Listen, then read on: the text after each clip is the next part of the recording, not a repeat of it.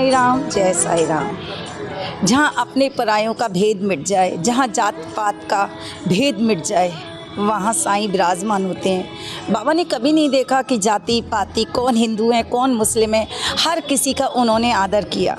बाबा मानवता के लिए आए। बाबा ने हर युग में जब भी आए वो मानवता के लिए आए। जाखो राखे साईं मार सके ना कोई, कि जिसके ऊपर साईं की कृपा हो जाती है उसका कोई बाल बाका नहीं कर सकता। जो ईश्वर के समीप आ जाते हैं, जो बाबा की शरण में आ जाते हैं, उनको कोई मिटा नहीं सकता। आज ऐसे एक सच्चे भक्त की कहानी सुनाने जा रही हूँ आपको कि किस तरह से बाबा ने उनके ऊपर कृपा करी, किस तरह से बाबा ने उनके जीवन में उजाला किया। कहाँ वो अंधेरे में थी, रोशनी का नामो निशान नहीं था, वो जीना नहीं चाहती थी, लेकिन बाबा ने उनकी ज़िंदगी बदल दी। तो आइए चलते हैं उस भक्त की कहानी को लेकर जिन्होंने बाबा पर विश्वास किया और बाबा के ऊपर भरोसा किया। तो आज हम चलते हैं, चंद्रकला यादव जी हैं जो छत्तीसगढ़ से हैं और वो अपनी कहानी सुनाती हैं कि बाबा ने उनके साथ कैसी लीला की, क्या किया क्या नहीं किया। तो हम चलते हैं छत्तीसगढ़। 2020 में चंद्रकला जी 10th क्लास में पढ़ती थी। इतनी ज़्यादा बड़ी नहीं थी, लेकिन उनको कुछ ऐसी बीमारी हो गई थी मुंह के अंदर कि वो किसी के साथ साझा नहीं कर पा रही थी, किसी को बता नहीं पा रही थी कि उनको क्या बीमारी हुई है। वो परेशान रहने लगी, दुखी रहने लगी, लेकिन उन्हें कुछ नज़र नहीं आ रहा कि वो करें तो करें क्या।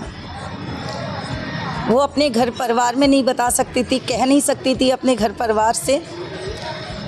अब वो करें तो करें क्या। लोग उनको तायना देने लगे, तायने मारने लगे कि तुम कैसी होती जा रही हो, क्या हो गया है तुम्हें। लेकिन वो अपनी बीमारी के बारे में किसी को बता नहीं पा रही, क्योंकि उनके मुख से कुछ खाया नहीं जा रहा था, उन पे खाना नहीं खाया जाता, चाय वगैरह दूध वगैरह कुछ नहीं पी सकती थी।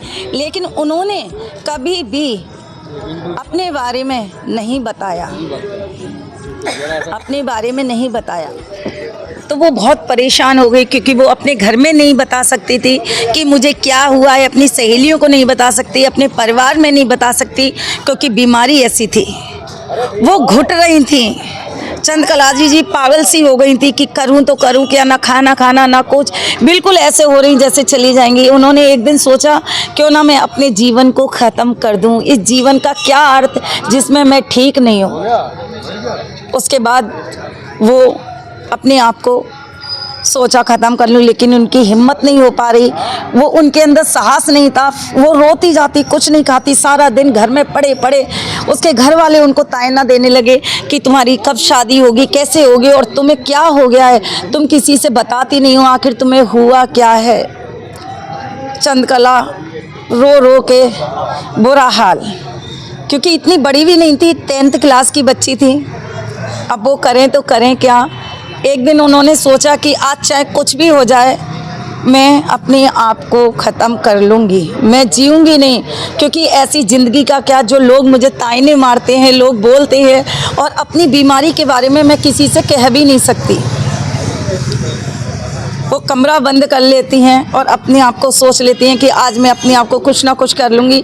लेकिन जैसे ही वो अपने आप को ख़त्म करने वाली होती हैं, वैसे ही अचानक से हल्ला मच जाता है कि पड़ोस में एक अंकल हैं, वो ख़त्म हो चुके हैं। उनकी जाति के अंकल थे, वो ख़त्म हो चुके हैं। अब वो करें तो करें क्या।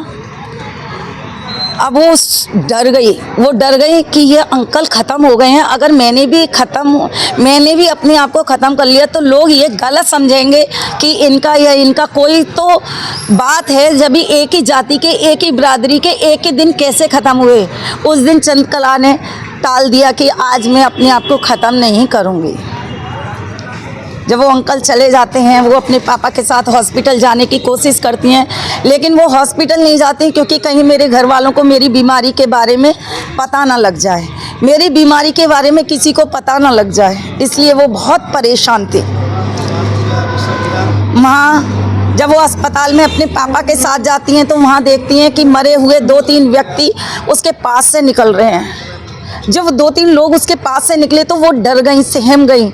उसको देख के उनका डर इतना ज़्यादा हो गया, वो कहने लगी कि अब चाहे कुछ हो जाए मैं अपने आप को ख़त्म नहीं करूँगी, क्योंकि मरने के बाद लोगों की क्या हालत होती है। चंद्रकला जी बहुत परेशान, अब वो फिर सोचने लगी, घर आके बैठ गई, ना खाना खा रही है ना कुछ, कि मैं ना तो मर सकती हूँ ना जी सकती हूँ, इस ज़िंदगी का करूँ तो करूँ क्या। उन्होंने एक दिन सोचा कि मैं अपनी सहेली से साझा करती हूँ, उसको अपनी बात बताती हूँ कि मेरे साथ क्या हुआ। वो अपनी सहेली को फ़ोन करती है कि मुझे तुमसे मिलना है। वो सहेली उसके घर आती है और कहती है क्या हुआ, तुम इतनी पतली दुबली हो गई हो, किसी से ना बात करती हो। उन्होंने स्कूल तक छोड़ दिया, स्कूल भी नहीं जा रही, पढ़ाई भी छोड़ दी। सभी लोग हैरान थे कि ये ना स्कूल जाती है, आखिर इसको हुआ क्या है। वो सहेली आती है उनसे मिलने और वो सहेली को अपनी बीमारी बताना चाहती हैं। इस बीमारी के बारे में आपको नहीं बताऊंगी, क्योंकि चंद्रकला जो हैं उन्होंने इसको गुप्त रखा है। वो नहीं चाहती कि ये बीमारी के बारे में पता लगे, इसलिए मैं आपसे साझा नहीं कर पा रही हूँ। लेकिन उन्होंने अपनी सहेली को बताया, सहेली ने साईं बाबा का दरबार बताया और उनसे कहा, चंद्रकला की सहेली ने बताया कि अगर तुम 9 दिन का व्रत रखोगी तो तुम बिल्कुल सही हो जाओगी। चंद्रकला बोली मेरी ज़िंदगी तो ऐसी है, चलो ये साईं बाबा के बारे में बता रही हैं तो चलो मैं साईं बाबा के 9 व्रत करके देखती हूँ। उन्होंने 9 व्रत करने शुरू किए। जैसे ही 9 व्रत करने शुरू किए, धीरे धीरे 2-3 व्रत निकले ही थे, इतने में चंद्रकला जी थोड़ी थोड़ी ठीक होने लगी और उनके मुख से जो खाना नहीं जाता था, पानी नहीं पी पाती थी, वो पानी भी पीने लगी और खाना खाने लगी।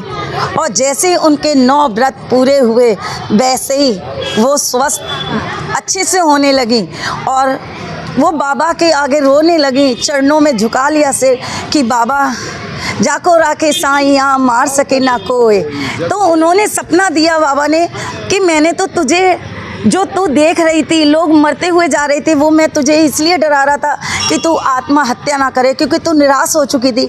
लेकिन मुझे मालूम है तू मेरे पास आएगी और मैं तुझे सही कर दूंगा। आज चंद्रकला जी बहुत खुश हैं, आज उनके पास सब कुछ है बाबा का दिया, ऐसा कुछ नहीं है जो बाबा ने उनको ना दिया हो।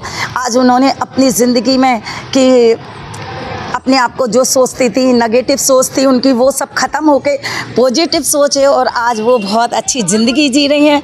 तो चंद्रकला जी को हम सल्यूट करते हैं जो छत्तीसगढ़ से हैं, कि बाबा ने उनके जीवन को किस तरह सुधारा। जो हार जाते हैं, जो मुश्किल वक्त से निराश हो जाते हैं, उनको बाबा किस तरह से अपने जीवन में लाते हैं और किस तरह से उसका हाथ थामते हैं, जैसे चंद्रकला जी का थामा। अगर आप लोगों के पास भी आपके अनुभव हैं, आपकी लीला हैं, तो आप हमारे चैनल पर शेयर करें 7838946400। इस पर आप शेयर करें ज़्यादा से ज़्यादा। तो ओम साई राम, जय साई राम।